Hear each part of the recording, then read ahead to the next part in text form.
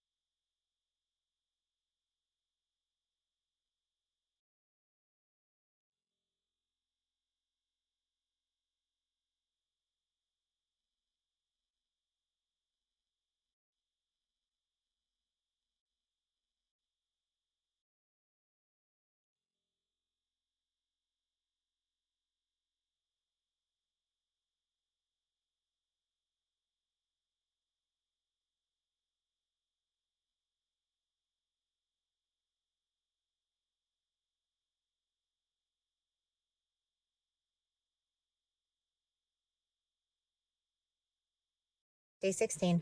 Part 5. So the custody agreement that she signed was very different from the one that she made verbally with George.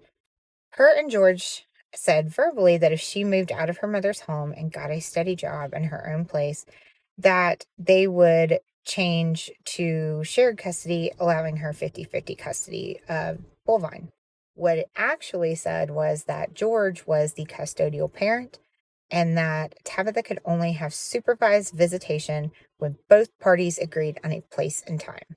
She was made to believe that this meant she could come get him, take him to dinner, take him to the movies, that sort of thing, when they in fact meant the exact opposite.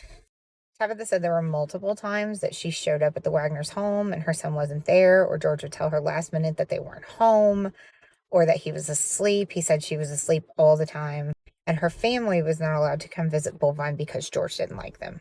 Although, on cross, to be real fair, he kind of had a lot of reason to not like them. Tabitha said that she only saw her son 7 to 8 times over the course of, I think it was like 4 years, 3 or 4 years. And they were all at George's house, supervised by his mother. She could not afford an attorney, but did get a free consultation from an attorney in 2015 that basically told her to send him the Ohio shared parenting plan and to document everything. She said that she put one in his mailbox and then sent one via mail as well and just documented everything. So during the cross examination, and this is where Richard Nash really started pissing me off, he was pointing out that Tabitha and several of her siblings have been sexually abused as children by a man her mother was still living with when Tabitha moved back in with her when she left the Wagners. It had the same energy as like an attorney asking a girl who was raped, but like, what were you wearing? It was fucking infuriating, and my jaw dropped like more than once that I could not believe this was coming out of this man's mouth. Richard Nash asked her, George didn't want his little boy living in the same home. Is that what he told you? She agreed, but said she didn't blame George and didn't want her son living under the same roof as her abuser either. That is why they had the verbal agreement that he would stay with George until she was on her own. There was also a shit ton of objections in this. And finally, the prosecution finally objected to the way he was talking to her. Like, not soon enough, but they finally did. So right before the murders, including the day before, Tabitha talked to Hannah Roden about Jake and George. Go to the next part. We'll go over those. Day 16, part 6. So these messages between Tabitha and Hannah, these are the messages that the state is accusing were read by the Wagners without either woman's consent or knowledge of them reading them. This is what they were talking about when they said that they were hacking the Facebooks. Turns out it wasn't Tabitha's mother that Hannah was talking to, it was Tabitha. Now, keep in mind, Hannah and Tabitha had lived together with the Wagners, and the Wagners had basically pitted them against each other. But at this point, with both of them out of the Wagner, circle, they were able to see it for what it was and realize that they actually shared a similar trauma experience. Tabitha read the messages aloud in court, and in the messages, they seem to reconcile and talk about their similar histories with childhood sexual abuse, and about custody issues with their respective baby daddies. Now, Tabitha did clarify that this was through the Facebook account that she created, not the one that the Wagners created. She also said she never gave her password or permissions to anyone, and I would assume that Hannah said the same thing. They also discussed custody arrangements, and Tabitha basically was telling Hannah to be strong and be smart and not be tricked into giving up custody of her child like Tabitha was. Right before the murders, they discussed Jake's obsession with Kylie, the newborn. That was not his child. He was absolutely obsessed with this child even before she was born, and telling Hannah, just let me be the father, put me on the birth certificate, let me do it, that sort of thing. And the man has issues. So after the murders, when the Wagners moved to Alaska for a year, taking Bullvine and Sophia with them, Tabitha didn't know. She didn't know ahead of time. She found out. Like, I don't know how far Kenai, Alaska is from here, but I assume it's several thousand miles. Imagine just like finding out that's where your child is and there's nothing you can do about it. George actually offered to pay for uh, a plane ticket and a hotel room for several months for Tabitha to come visit her son, but she declined the offer. Um, Nash, of course, being the dick that he is, was asking her, well, why didn't you go? And she said, quote unquote, because I didn't feel like dying.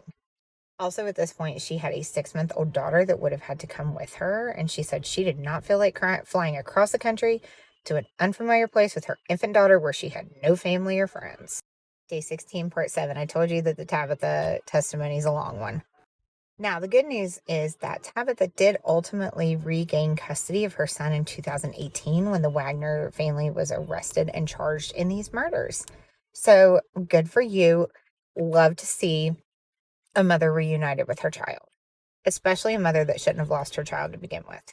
So, Tabitha backed up and recounted 2 instances where she was at the Wagner home visiting Bullvine and incidents happened afterwards. One time she said after leaving, she got pulled over by a state highway patrol trooper because there was a call that I was waving a gun around and throwing trash out and that I had drugs in my car. She said she offered to let the officer search her vehicle, but he ultimately didn't, and it was basically ignored. On the second occasion, which was, she said, around Easter or Mother's Day, not long after the Roden family was murdered, so that would make it Mother's Day, because I'm pretty sure Easter was actually the Sunday before they were murdered that year. Not 100% sure, but it probably wasn't a couple days later. Anyway, on Mother's Day, I'm going to assume it's Mother's Day. On Mother's Day, she was at the Wagner home visiting Bullvine, and she did have her infant daughter with her. It doesn't say how old she was. So she held the baby the entire time, with the exception of one time when she had to go to the bathroom and Angela asked to hold the baby and to see the little girl. So with that exception, Tabitha held the baby the entire time. She said when she got home and checked on her daughter, that her daughter was basically unresponsive and just laying there and not moving and just listless. She, of course, woke up her husband, had her husband go with her and take the daughter to the ER where she tested positive for Xanax. Tabitha and her husband ultimately tested negative for Xanax or any types of drugs. And she said that the only place she had been was to the Wagners that day, and the only person who held the baby other than her was Angela. There was a CPS investigation, and I don't know whatever came from that, because that's pretty much the end of it. Everybody tested negative, and I guess they just assumed it was a fluke, that just Xanax came out of fucking nowhere. So, now, cross-examination. So this kind of crosses back into a little bit of what we were talking about yesterday with the Wagners, like, fascination with, like, getting super young girls. Probably because they're the only ones that are dumb enough to fall for this kind of shit. So Richard Nash did the cross-examination. He, of course, was asking her at length, inappropriately, about her childhood abuse, her infidelities, things like that. And then we'll get into the childhood stuff. So go to the next part because it's long. Day 16, part 8. We are almost done for today. Anyway, Tabitha originally said that she had not moved to the Wagner home until she was an adult, but in actuality, she moved there when she was 11 or 12, for the year that her and George dated. Now, I don't know what kind of middle ages, Henry VIII, Tudor era bullshit is going on here, but Tabitha said her and her sister were introduced to Jake and George at the Flying W farm, where I believe they said her mother worked, and it was owned by Billy Wagner's mother, Frederica. The 2 girls were taken to the Wagners for 3 weekends in a row to spend the night with boys older than them as a sort of let's see who we can mate together type of thing. Tabitha was originally intended for Jake, which this sounds familiar. Everybody's fucking intended for Jake, and everybody ends up liking George better because Jake sucks. So Tabitha developed a relationship with George, and her sister eventually stopped coming. And at first she said she stayed only 1 or 2 nights with the Wagners, but eventually she just stopped leaving and participated in her homeschooling. She was homeschooled, participated in her homeschooling in the home while Angela homeschooled George and Jake. The amount of like second, third hand embarrassment that I have even like reading this shit is just crazy. Richard Nash asked Tabitha if she eventually began sleeping in George's bed with him, and she said yes. Keep in mind, she's 12. The prosecution later asked whose idea that had been, and Tabitha said it was Angela's. Little Miss Sex ain't for nothing but having babies, and blowjobs send you to hell, and scratching her son's back at night, is saying, yes, sleep in bed with my 17-year-old son. I don't know if he's 17. Yes, little 12-year-old, sleep in bed with my teenage son. No, absolutely not. Ultimately, after a year, he broke up with her, supposedly for a girl from his church. You know, the 12-year-old was just getting a little too old for him, I suppose. You know, he was getting back down to that age he likes, down around 11. But when that happened, she moved out, and that was the end of it. So let's just all take a moment to realize how badass Tabitha Clater is for sitting on the stand, having these emotional conversations for 2 days while being picked apart by a defense attorney that is defending her ex-husband for murdering a girl that she used to live with.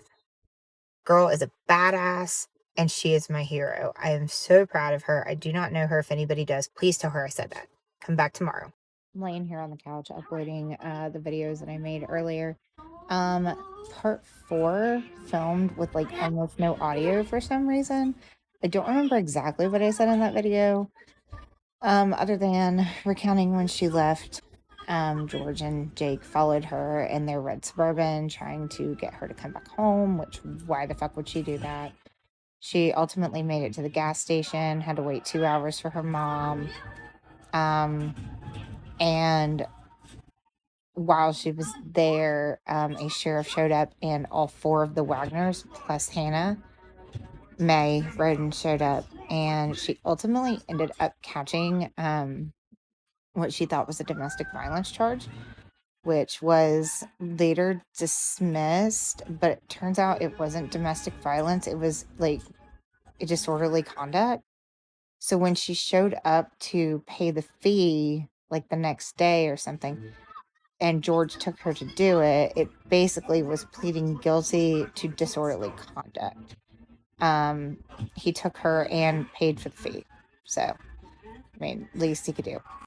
George also filed for divorce a couple weeks after this incident, and retained an attorney. Tabi obviously did not have the means to do that, but they had a verbal custody agreement as far as Bullvine was concerned, that George would have custody until Tabi got on her feet, you know, got her own place and a job, and moved out of her mother's house, because there was a big dispute over her living with her mother because of her mother's husband and a history of sexual abuse and stuff. So it turns out that is not what those papers said. Turns out those papers were basically her signing over any rights to her child. Well, not any rights, but signing over all custody and visitation to just supervised visits. Now, she thought that was going to mean like being able to pick him up, take him to dinner, take him to the movies, do all these sorts of fun things with him. She was not correct. So, she went a year without seeing her son, which is absolutely insane, and was not aware when they moved to Alaska. And I cannot imagine finding out my child is on the other side of a continent from me. I cannot imagine how that felt. I might have repeated some of that. I'm not real sure like what I said in what video, because I made them all back to back. And that was a couple of hours ago. So I'm not entirely sure. But if you have any other questions, you can drop them in the comments below. Thank you. See you tomorrow.